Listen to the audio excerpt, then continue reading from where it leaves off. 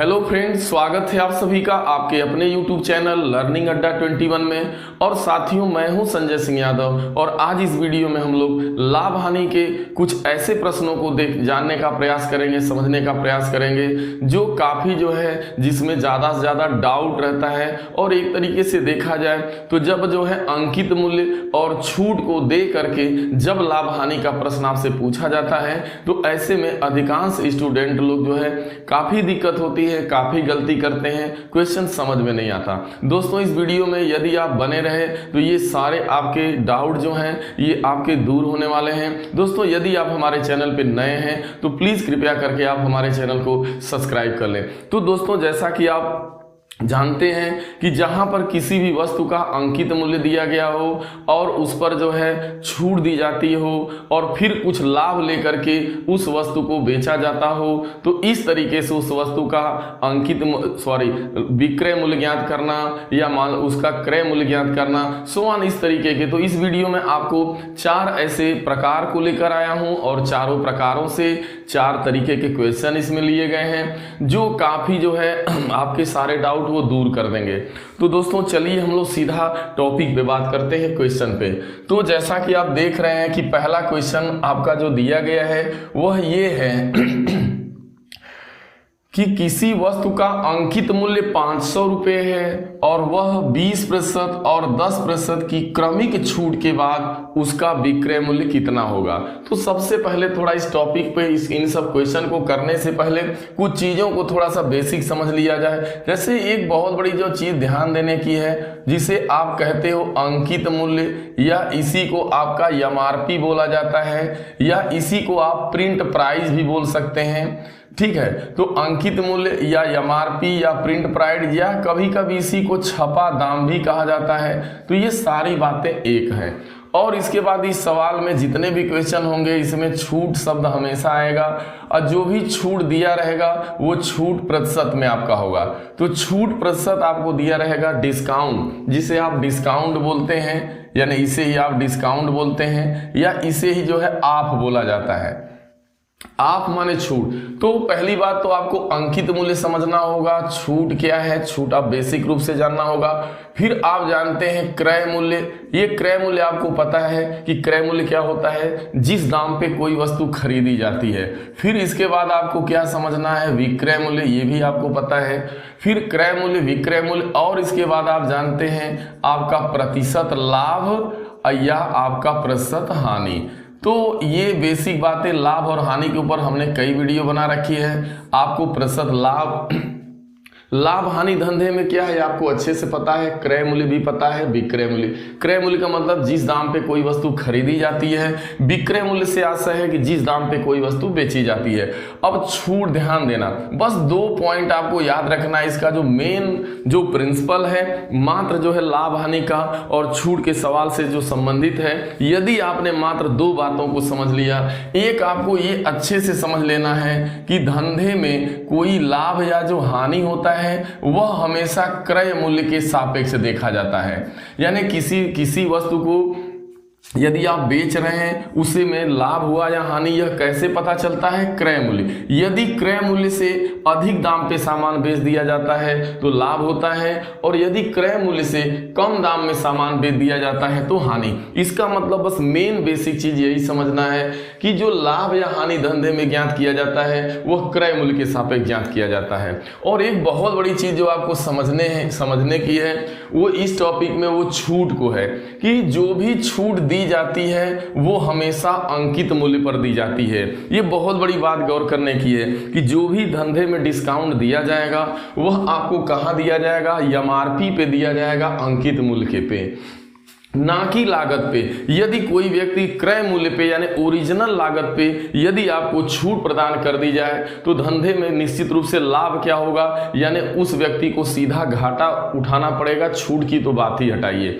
तो बस 2 बात आपको समझना है कि धंधे में लाभ या हानि हम जो देखते हैं वो क्रय मूल्य के सापेक्ष देखते हैं। और दूसरी चीज जो हमारा छूट जो प्रदान की जाती है वो हमेशा अंकित मूल्य पे प्रदान की जाती है, यानी एमआरपी पे। सीधी सी बात। जैसे किसी वस्तु की मान लीजिए एमआरपी आपकी, यानी उसी एमआरपी को आप कहते हो अंकित मूल्य।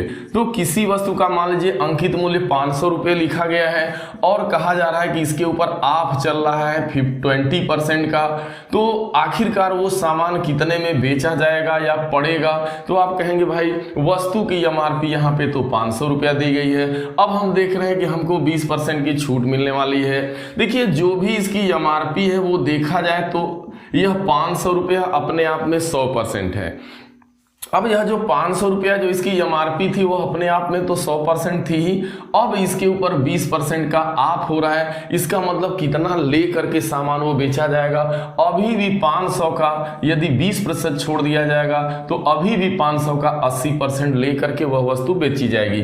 तो देखा जाए तो 500 का जैसे ही 80% कर देते हैं तो आपका जो है 8 पचे 40 400 रुपये आ रहा है। यानी 500 रुपये का जो सामान जो उसके ऊपर अंकित मूल्य छपा था, जो प्रिंट था, अब वह सामान आपको कितने रुपए में बेचा जाएगा? 400 रुपए में मिलेगा। उसका कारण क्या है? उसमें 20% का ऑफ हो गया, यानी 20% की छूट हो रही है। तो अभी भी आपका मूल दाम का, यानी मूल दाम मीन्स एमआरपी का आपसे 80% लिया जा रहा है। बस यही चीज समझना है। तो बस एक चीज बार बार मैं बोल रहा हूं कि छूट जो है एमआरपी पे प्रदान की जाती है और जो आपका लाभ हानि होता है वो हमेशा क्रय मूल्य पे। बाकी जैसी जरूरत होगी उसके हिसाब से हम आपको बताएंगे। तो इतना बेसिक जानकारी आपको बहुत जरूरी थी।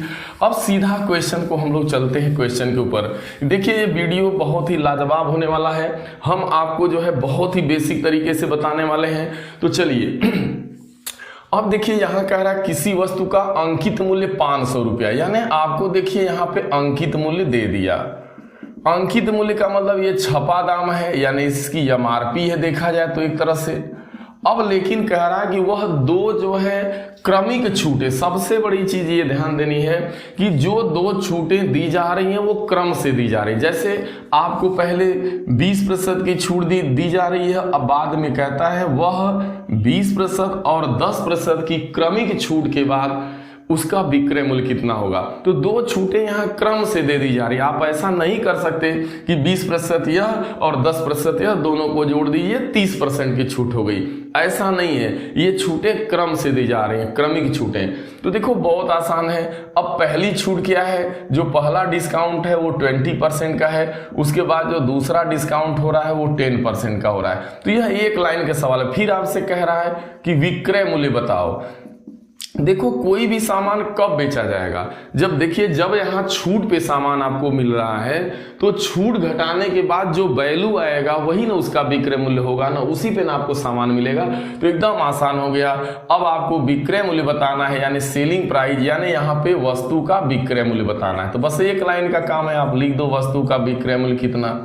तो ध्यान देना उसकी एमआरपी कितना है? मूल दाम 500 है। क्या वो 500 रुपये में बिक रहा है? नहीं, पहले उस पर 20% की छूट दी जा रही है। इसका मतलब 500 का 20% नहीं लिया, अब 500 का 20% छोड़ा जा रहा है। तो कितना परसेंट आपसे लिया जा रहा है? 80%। जैसे कोई भी चीज अपने आप में 100% है, अब उसमें आपसे कोई कहे भाई इसमें 20% ऑफ कर दिया गया, छोड़ दिया गया, तो आखिरकार अभी कितना लिया जा रहा है आपसे? 80%। यानी अभी भी आप 500 का 80% देंगे, यानी 80/100 दे के सामान ले आएंगे।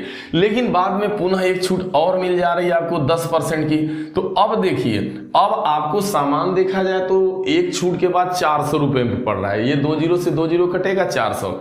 लेकिन अब जो है, अब देखो अब इसके बाद क्या छूट मिलने वाली है आपको? 10% की और छूट मिलने वाली है। इसका मतलब 400 में न मिलकर के अब यह 400 देखा जाए तो अपने आप में 100% है। अब इस 400 में आपको नहीं मिलेगा, अब पुनः 10% छूट दी जाएगी।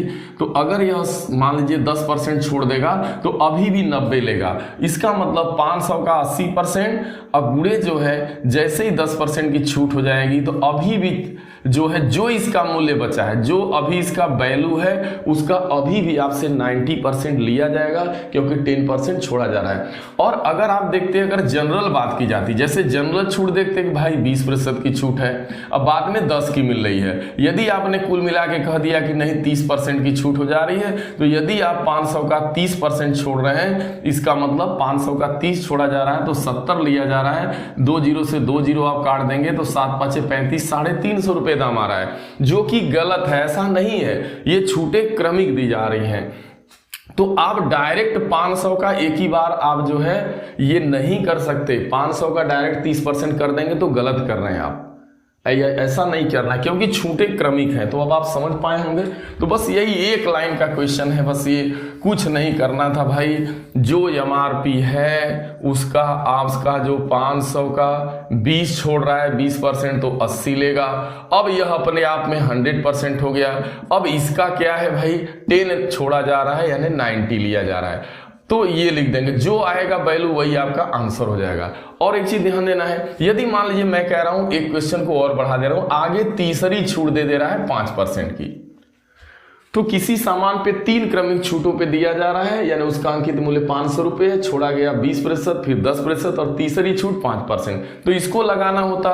तो अब देखिए 5% छोड़ा जा रहा है, इसका मतलब अभी भी 95% लिया जाएगा। जो भी उसका मूल्य है अभी उस सामान का जो भी विक्रय मूल्य आ चुका है, अब पुनः उस पर जो है 5% की छूट मिल जाएगी आपको। तो इतना करके लगाना पड़ता, लेकिन क्वेश्चन यहीं तक है तो आप यहीं तक लगा लीजिए। देखो 2 जीरो से 2 जीरो कट गया, 2 जीरो से 2 जीरो। अब यहां देख रहे हैं 5, 8 पाँचे जो है 40 हो रहा है, 8 पाँचे 40 और 9 चौको 36, 360 रुपये। तो वास्तव में उसका दाम जो हो जाएगा वो 360 रुपये हो जाएगा। अब आप अच्छे से समझ गए होंगे। कभी भी ऐसा सवाल है आपके पास कि किसी वस्तु का अंकित मूल्य मालूम हो, छूट मालूम हो, चाहे 1 छूट हो, 2 छूट हो, 3 छूट हो, 4 छूट हो, तो उसका अब कितना मूल्य हो जाएगा, तो बहुत आराम से बस कुछ नहीं करना, उसका लिखित दाम लिखिए, अंकित मूल्य लिखिए। 20 छोड़ा जा रहा है तो 80 लिया जा रहा है, बस कुछ नहीं। अगर 500 MRP है तो 20 छोड़ रहा है तो 80 लेगा, और अगर 10 छोड़ रहा है तो 90 लेगा, और अगर मान लीजिए 5 छोड़ रहा है तो 95 लेगा। जो ये निकाल देंगे, जो ये दाम आएगा वही उसका विक्रय मूल्य हो जाएगा। ठीक है, अब अगले क्वेश्चन पे चलते हैं। अगला क्वेश्चन क्या कह रहा है, कहता है एक दुकानदार किसी वस्तु के अंकित मूल्य पर 10% की छूट देता है और फिर भी 20% का लाभ कमाता है। यदि उसका अंकित मूल्य 800 रुपये हो तो उस वस्तु का क्रय मूल्य ज्ञात कीजिए। देखिए इस सवाल में जो चीज पहले दिया है उसको लिखो आप। यहाँ कह रहा है कि जो वस्तु है ना उसका अंकित मूल्य जो है ना वो आपका 800 रुपये, कोई सामान 800 रुपये का लिखित दाम उसका है, फिर उस पर जो है छूट दी जा रही है, वो छूट है 10% की छूट है, और फिर उसके ऊपर लाभ जो प्राप्त हो रहा है वो 20% का लाभ प्राप्त हो रहा है। आपसे पूछ क्या रहा है, उसका क्रय मूल्य बताओ, यानी असली उसकी लागत बतानी है आपको, क्रय मूल्य, उसका क्रय मूल्य कितना होगा। तो बहुत बड़ी ध्यान देने की चीज जरा यहां समझो। देखो सबसे पहले दिया क्या है भाई, उसका अंकित मूल्य दिया है कि एक वस्तु, देखो दुकानदार बोला कि भाई 800 रुपये का सामान है, मैं 10% इस पे छोड़ दूंगा और फिर भी मैं 20% का लाभ कमा रहा हूं। तो आखिरकार वो दुकानदार जो था वो सामान की मुख्य उस कितने रुपए में लाया था, यानी उसकी मुख्य लागत क्या थी, यानी उसका क्रय मूल्य क्या था। तो ये बहुत आसान है, जरा समझो आप बात को। मैं एक चीज बार बार आपसे शुरू में ही चिल्ला रहा था कि जो छूट प्रदान की जाती है वो किस पर प्रदान करते हैं हम, अंकित मूल्य पे। तो ये जरा देखो कि अगर 800 रुपये का सामान है उस पर 10% छोड़ दिया जाएगा तो 800 का कितना लिया जाएगा, 800 का 10% छोड़ा गया तो 800 का 90% लिया जाएगा, और वह 90% लेकर के सामान क्या करेगा, बेच देगा। तो जैसे ही देखिए आपको विक्रय मूल्य कैसे पता चलेगा भाई, तो आप उसका जो अंकित मूल्य है, अंकित मूल्य का देखिए 10% छोड़ा जा रहा है, यानी कितना लिया जाएगा फिर भाई 90%। 800 का 10 छोड़ दिया गया तो 90 लिया गया। मैं बार बार बोल रहा हूं कि छूट हमेशा अंकित मूल्य पर प्रदान की जाती है। तो 2 जीरो से 2 जीरो कट गया, 9 8 72, 720 रुपये। तो उस वस्तु का देखो आपको विक्रय मूल्य पता चल गया, आखिरकार वो बिका कितना में। देखिए कोई 800 का सामान है ना, अगर उस पर 10% छोड़ देंगे ना तो कितना रुपए में आपको मिलेगा, अगर 800 का 10% निकालेंगे तो 80 रुपये आएगा, और अगर 800 में से 80 रुपये घटा देंगे तो 720। तो ऐसा नहीं करना है, डायरेक्ट 800 का 10 छोड़ा गया 800 का 10 छोड़ा जा रहा है, इसका मतलब 800 का 90 आपसे लिया जाएगा, ले करके सामान बेच दिया जाएगा। तो ये विक्रय मूल्य मालूम चल गया, पहली बात। अब यदि मैं कहूं कि भाई हमें विक्रय मूल्य 720 रुपये मालूम है और आपसे कहूं कि भाई धंधे में लाभ हमको 20% हो रहा है, तो यह तो एक जनरल सा सवाल हो गया कि किसी वस्तु का विक्रय मूल्य 720 रुपया है और उस पर 20% का लाभ हो रहा है, तो आखिरकार उस वस्तु का क्रय मूल्य कितना है। तो आप जानते हैं क्रय मूल्य का फार्मूला कि वास्तव में जो क्रय मूल्य होता है वो होता है विक्रय मूल्य गुणे 100 होता है, अब बटा जो है 100 धन लाभ, लाभ के संबंध में यही होता है। बस लग गया आपका। भाई वो बिका कितना में, 800 का सामान छूट देके 720 रुपये में बिका है, विक्रय मूल्य गुणे 100 कर दीजिए, अब बटा 100 धन लाभ, तो लाभ कितना है भाई 100 और लाभ का परसेंट है 20, तो ये हो गया आपका 720 गुणे 100 अब बटा 120। देखिए 12 छंग 72 और ये आपका आ गया सीधा 600 रुपया। तो आप देख रहे हैं कि वास्तव में 12 छंग 72 600 रुपया इसका क्रय मूल्य आ गया। यानी जो क्रय मूल्य था, जो असली लागत थी, वो देखा जाए तो वो 600 रुपये का लाया था और उस पर लिख कितना दिया था, बढ़ा के देखा जाए तो 200 रुपया। 600 के सामान को की एमआरपी कितनी डाली गई थी, आपकी 800 डाली गई थी, ठीक है, और 800 डाला गया था, उस पे 10% छोड़ा जा रहा था, यानी बेचा कितने में जा रहा था देखा जाए तो 720 रुपये में, यानी अभी भी वो 120 रुपये का लाभ कमा रहा था, इसी वजह से उसका लाभ 20% हो रहा था। ठीक है, तो ये रहा, आपको ऐसे थोड़ा इसको अच्छे से समझना पड़ेगा। ठीक है, तो जब अंकित मूल्य माल, देखो किसी भी सामान का जब अंकित मूल्य मालूम रहेगा, आपको साथ में छूट मालूम रहेगी, तो तुरंत विक्रय मूल्य निकाल लीजिए। अंकित मूल्य का 10% छोड़ दीजिए, अंकित मूल्य का 90% कर दीजिए, तुरंत विक्रय मूल्य आ जाएगा। जब आपको विक्रय मूल्य पता है, लाभ पता है, तो बहुत ही आसानी से आप जो है क्रय मूल्य निकाल लेते हैं। ठीक है, तो बात अच्छे से समझ में आई। ये क्वेश्चन भी अच्छे से, इस टाइप के जो भी क्वेश्चन आएंगे तो वो उनको आप ऐसे ही लगा सकते हैं। पहले मैं बहुत बेसिक बता रहा हूँ भाई, इसको बताने का तो मैं बहुत फास्ट बता सकता हूँ, बहुत सारे तरीके, लेकिन मैं बहुत पहले बेसिक बता रहा हूँ, समझ जाओ आप। फिर बहुत सारे मौके होंगे जहां पर आपको मैं ट्रिकी बताऊंगा। अब देखो, कहता है एक व्यापारी अपने सामान पर लागत मूल्य से 20% अधिक अंकित करता है तथा वस्तु का विक्रय मूल्य करते समय 15% की छूट देता है, तो उसका लाभ बताओ। भाई देखो, कोई व्यापारी है ना, वो लागत मूल्य से 20% ज्यादा लिखता है, लागत मूल्य से 20% अधिक अंकित करता है। मीन्स मतलब क्या हुआ कि अंकित करता है, यानी वही उसकी एमआरपी हो जाएगी। तो सबसे पहले लागत से 20% ज्यादा अंकित करता है, तो चलो भाई लागत को कुछ मानना पड़ेगा। माना लागत जो है उसकी क्या है, 100 है, तो ये आप मान लेंगे कि माना उसकी लागत जो है मूल्य 100 रुपया है उस आइटम का। अब ये आपको लागत का मतलब समझ रहे हैं क्या है, क्रय मूल्य है। ठीक है, तो ये कह रहा है प्रश्न कि एक व्यापारी अपने सामान पर लागत मूल्य से 20% ज्यादा अंकित करता है, तो अब 100 का 20% निकालेंगे तो 20 रुपये आएगा। ज्यादा अंकित करता है मतलब वही तो अंकित मूल्य हुआ। इसका मतलब हमें मूल्य में जो क्रय, मान लिया जब 100 रुपये उसकी लागत है, जब लागत हमने 100 माना तो उसका अंकित मूल्य क्या हो जा रहा है, 120 रुपये हो जा रहा है। उसका कारण क्या है कि 20% ज्यादा लिखता है, तो 100 का 20% कितना होगा, 20 रुपया होगा। तो 20 रुपया लिख 100 में 20 जोड़ेंगे तो 120 रुपया आ जाएगा। अब क्या कह रहा है, तथा वस्तु का विक्रय करते समय 15% की छूट देता है।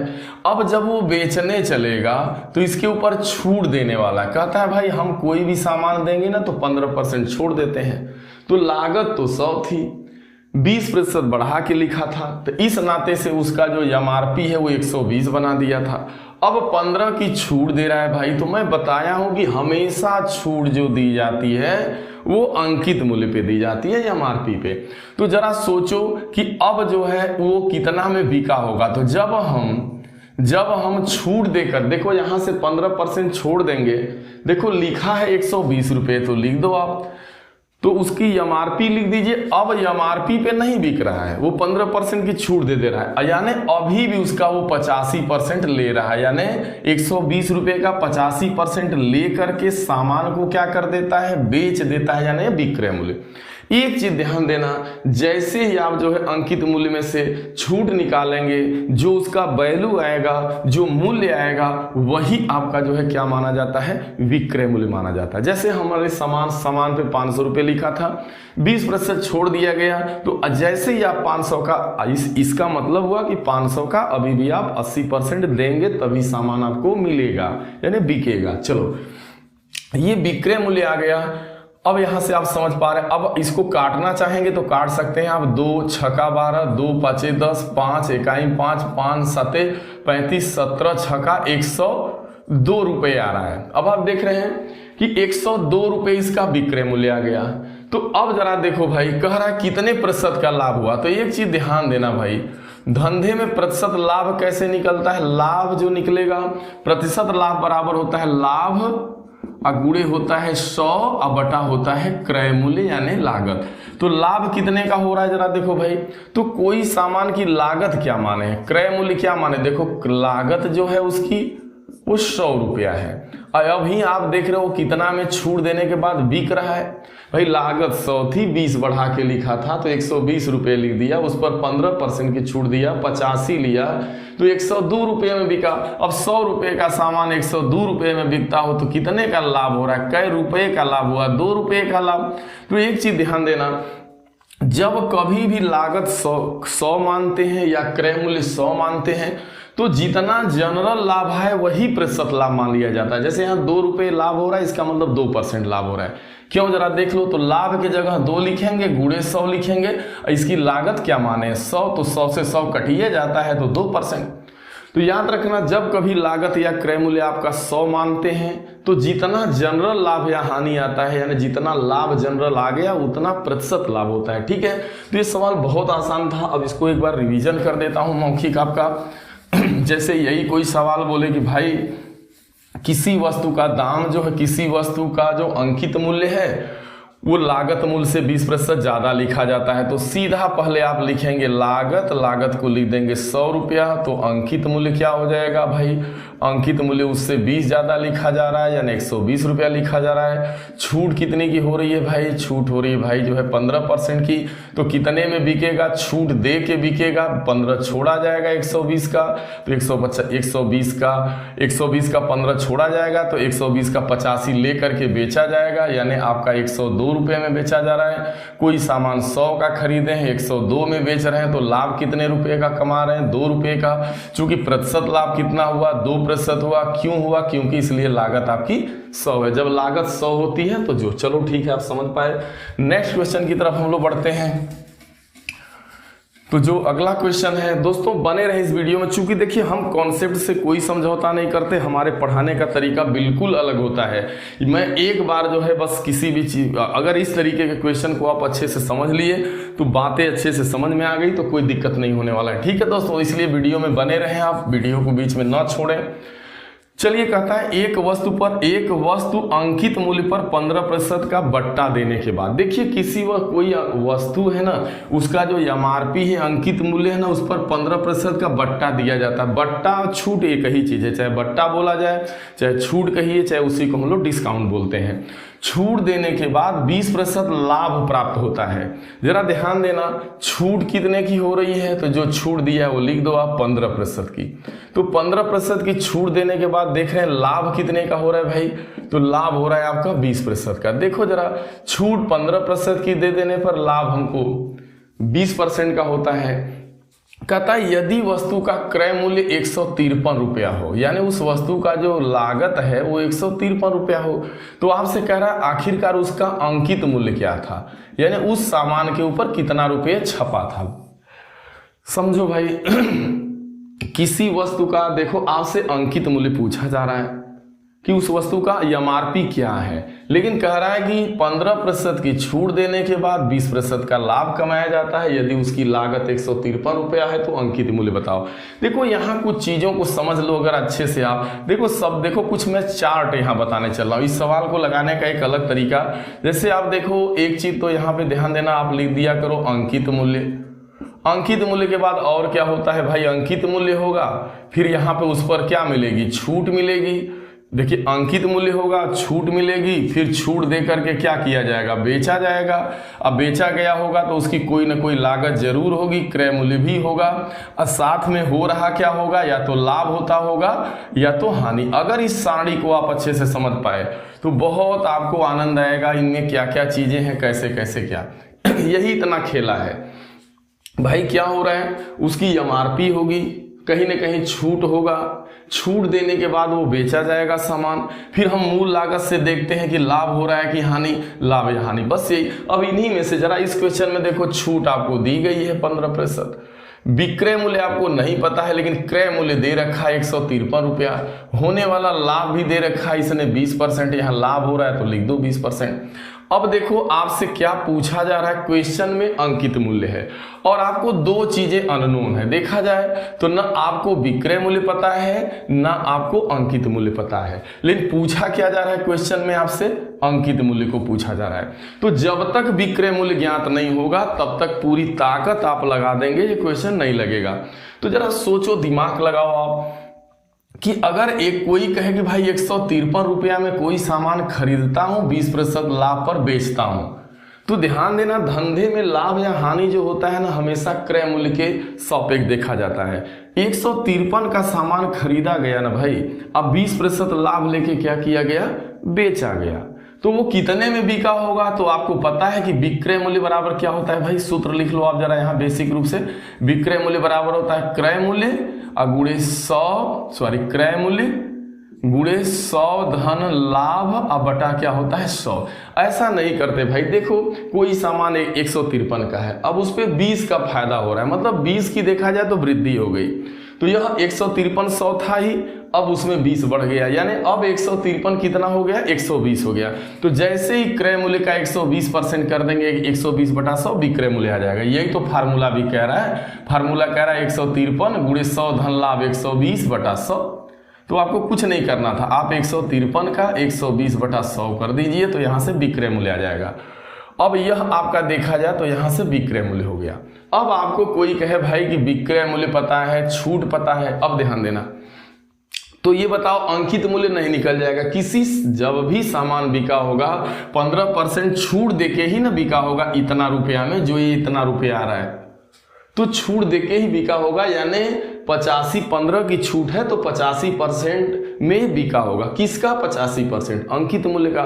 तो कुछ नहीं, आपको अगर डायरेक्ट लगाना होता तो यह 85 जो प्रतिशत है यह किसके बराबर है, 153 क्रय मूल्य गुणे 120 बटा 100, यानी यह विक्रय मूल्य है और यह भी विक्रय मूल्य है।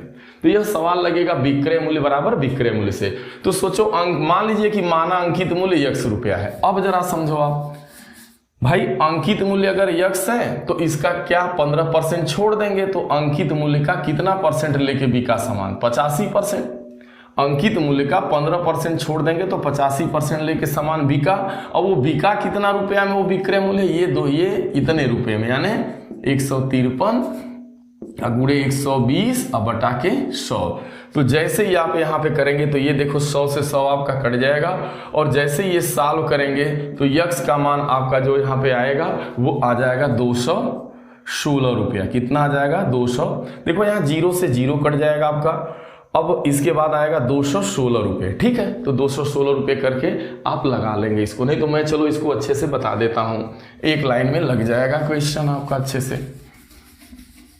अब जरा समझो आप, तो यहाँ पे आपको कुछ नहीं करना है भाई। देखो आपका 153 रुपये क्रय मूल्य दिया है, तो अब आपको जैसे आपको कुछ नहीं करना, आपको लाभ मालूम है 20% और क्रय मूल्य मालूम है 153 रुपया। तो कितना में बिका होगा भाई, 153 का 120 बटा 100 में बिका होगा।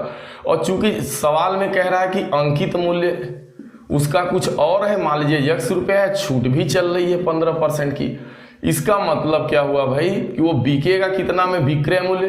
मैं कहूं आइटम पे 100 रुपया लिखा गया है, 15% की छूट हो जाएगी, तो कितने में बिकेगा, 100 का 85 बटा 100 में। तो यह भी विक्रय मूल्य है उसी सामान का, यह भी विक्रय मूल्य, दोनों एक ही हैं, तो दोनों को बराबर कर देना है, 100 गुणे 85 बटा 100 बराबर 153 गुणे 120/100। तो इसको जैसे ही हल करिएगा आप, जो आंसर आएगा वो आपका जो है क्या हो जाएगा, अंकित। तो इसका मतलब अंकित मूल्य आपका आएगा 216 रुपये, यानी 216 रुपये लिखा गया था, बिक रहा था आपका इतने में। इसको हल कर लीजिएगा जो आएगा, ठीक है। चलो समझ गए आप। नेक्स्ट क्वेश्चन पे चलते हैं। नेक्स्ट क्वेश्चन और अच्छा है, तो उम्मीद रखता हूं कि आपको बहुत अच्छे से समझ में आ रहा होगा। चूंकि समय आपका जरूर लग रहा है, लेकिन क्वेश्चन आपको अच्छे से समझ में आ रहा है। कह रहा है किसी वस्तु के लिखित मूल्य को 10% का बट्टा देने पर 20% का लाभ होता है। देखो बेटा, कोई वस्तु है ना, उस वस्तु की जो भी MRP होगी अब मालूम नहीं है, लेकिन अगर उस पर जो है 10% का डिस्काउंट हो रहा है, तो किसी वस्तु को जब 10% छूट देने के बाद जब बेचा जाता है तो 20% का लाभ हो रहा है। और कह रहा है कि यदि वही वस्तु हो, यानी MRP, तो जब वस्तु वही है तो उसकी MRP भी वही होगी, यानी उसका अंकित मूल्य भी वही होगा। लेकिन यहाँ पे छूट क्या कर रहा है कि यदि छूट 20% की जाए तो अब होने वाला लाभ कितने का होगा। तो बहुत जरा अच्छे से आपको समझना है। यहाँ पे एक चीज बहुत अच्छे से आप समझ लो, मैं बताने चल रहा हूँ। जैसे आपको यहाँ पे जो MRP है वो मानना होगा कि माना MRP 100 रुपये, वास्तव में वो सामान 100 रुपये का लिखित था, लिखित दाम था उसका MRP। तो ये बताओ आप, अगर पहले 10% छोड़ा गया होगा तो वो सामान कितना में सेल किया गया होगा। तो आपको पता चल रहा है कि 100 का 10 छोड़ देंगे तो 100 का 10% छोड़ देंगे तो 100 का 90% लिए होंगे, यानी 90 रुपये में बिकेगा। भाई 100 का 10% 10 रुपये आएगा, 100 में से 10 घटाएंगे 90। तो वास्तव में लिखा था 100 और 10 की छूट देने के बाद बिक रहा था 90। लेकिन ये 90 रुपये में जब बिका तो कितने का लाभ इस पे कमाया गया था, तो वो दिया है 20%। तो अब जरा ध्यान देना, आप मान रहे हो MRP 100, छूट दे रहे हैं 10, तो बेच रहे हैं 90 में और लाभ कमा रहे हैं 20%। तो यहाँ से ये पता चल जाएगा कि वास्तव में अगर उसका MRP 100 है तो उसकी एक्चुअल लागत क्या थी, यानी क्रय मूल्य पता कर लेंगे। तो देखिए ना, क्रय मूल्य बदलने वाला है ना MRP बदलने वाली है, बाकी डिस्काउंट बदल जाने से सेलिंग प्राइस बदल जाएगा।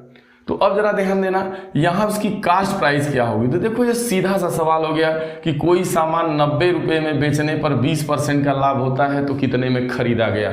तो क्रय मूल्य बराबर होता है भाई विक्रय मूल्य होता है गुणे 100 होता है बटा होता है 100 धन लाभ। वैसे तो हम लोग डायरेक्ट बताते हैं कि जितने में बिका है उसका उल्टा % कर दो।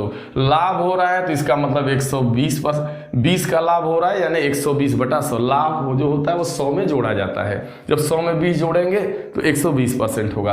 अब यहाँ 120% नहीं लिखना होता है, उल्टा %, 100/120। कारण क्या है कि यहाँ क्रय मूल्य पूछ रहा है। अगर यहाँ क्रय मूल्य होता तो विक्रय मूल्य निकालने के लिए सीधा % करते हैं, और अगर आपको जो है मान लीजिए विक्रय मूल्य दिया गया है, क्रय मूल्य बताना है तो उल्टा % कर दो बस। तो ये जैसे ही आप इसको हल करेंगे तो यहाँ से आपको CP पता चलेगी, यानी आप देख रहे हैं 3 तिली का 9, 3 चौको 12, 25 चौका 100, 25 तिहाई 75। तो वास्तव में 75 रुपये उसकी लागत आ गई। देखो कोई सामान 100 में 100 लिखे थे, 10 की छूट दिए, MRP 100 थी, 10 की छूट दिए तो बेचे 90 में बेचे, लेकिन ओरिजिनल लागत 75 थी। अब तो लागत सामान वही है तो लागत उसकी वही रहेगी। अब देखो आपको लागत पता है और कह रहा है यदि छूट 20 की दे दी जाए, तो देखो अब भी MRP क्या लिखे हो, सामान का 100 रुपये है, लेकिन अब की बार डिस्काउंट 20 का देने जा रहे हो। इसका मतलब जब 20 छोड़ देंगे 100 का तो कितने में सेल करेंगे, तो वो 80 रुपये में करेंगे। अब भाई जरा देखो, ये दूसरी स्थिति हो रही है, ये पहली स्थिति से लागत पता चली। दूसरा कंडीशन ये कि यदि छूट 20% की दे दी जाए तो लाभ कितने % का होगा। तो लाभ तो भाई पहले से कम ही होगा, तो अब छूट बढ़ा दिए। तो अब देखो सामान के तो अब भी 100 रुपया ही लिखा है, ठीक है, लेकिन 20 की छूट दे देंगे तो जो पहले 90 में बेच रहे थे अब वो 80 में बेचोगे। तो भाई कोई सीधा सा बोले कि कोई सामान 75 का खरीदा गया अब 80 में बेच रहे हैं तो कितने का फायदा कमा रहे, 75 से 80 से 75 घटाएंगे 5 रुपये का। लाभ तो आपको अब मात्र 5 रुपये का हो रहा है। तो कितना प्रतिशत लाभ हुआ, तो देखिए प्रतिशत लाभ बराबर होता है लाभ गुणे 100 और बटा क्रय मूल्य, क्रय मूल्य होता है। तो लाभ कितना है 5 का है, गुणे 100 कर देंगे अब बटा क्रय मूल्य। तो क्रय मूल्य क्या माना जाएगा, क्रय मूल्य यहाँ 75 ही है, 75 ही माना जाएगा। भाई हमेशा लाभ या हानि क्रय मूल्य के सापेक्ष ही देखते हैं। तो 5 इकाई 5 और 5वां 25। अब आप देख पा रहे हैं कि यहाँ आपका 1500 बटा देखा जाए, अरे ऐसे काट दो भाई, सॉरी, अरे 25 चौको 100, 25 3 75, 5 चौको 20 बटा 3 यानी 3 6 18, 6 सही 2 बटा 3%।